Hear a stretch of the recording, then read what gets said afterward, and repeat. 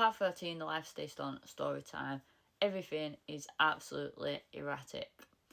There's just no routine, no structure. I'm in this house. My mum and her partner didn't really want to get to know me. I was kind of clutching at still seeing my foster sister in the bus station, and the man from the park had recently just turned up letting us know that he had a new girlfriend.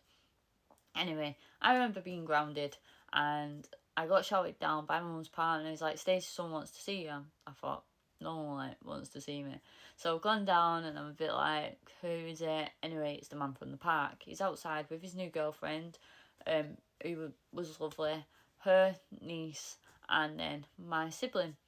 He's like, do you want to come Blackpool with us for the day? And I thought, I'm grounded. There's absolutely no way that I'm going to be able to go. Anyway, I went and I was like, am I allowed to go with them? Someone's boyfriend's like, just fucking go. So I was like, oh. I was like, I'm allowed to come. Anyway, so we've gone to Blackpool. It was actually a really nice day. We drove there, and his partner was taking time to speak to me. I literally stayed with her the whole time.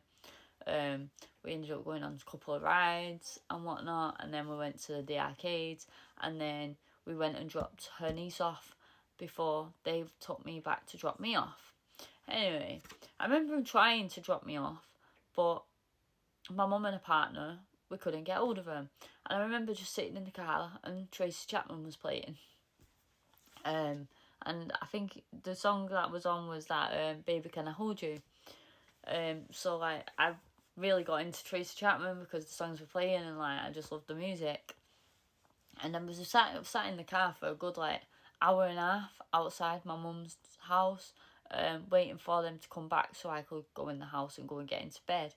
Anyway, they didn't come back, so I ended up having to go and stay at the man's partner's house round the corner, at her flat. And I went in and I was just like, what do I do? I didn't know what to do. And she's like, oh, just sit down, just make yourself at home and whatnot. And obviously that was like just generally confusing. I slept on the sofa because that's where I had to sleep.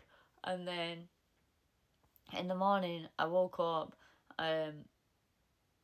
we had breakfast, and then they took me back to my mum's house.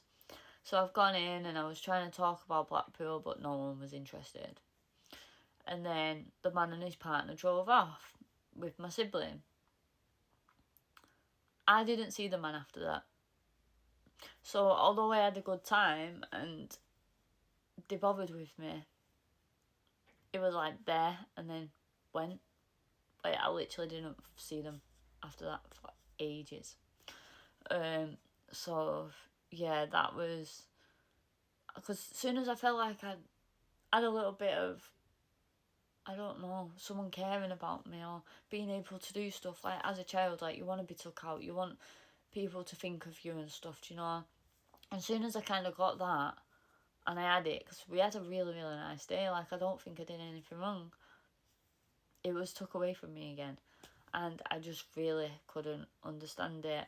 Anyway, I just continued to meet my foster sister in the bus station, and yeah, that was my life. I'd go to school, I'd come home, I'd play football outside on my own, or I'd go and sit in my bedroom, and that's kind of how things just ended up. Meal times was a constant battle.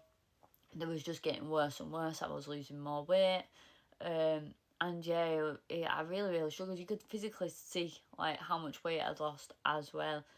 So there's a massive difference within my appearance and the way that I looked.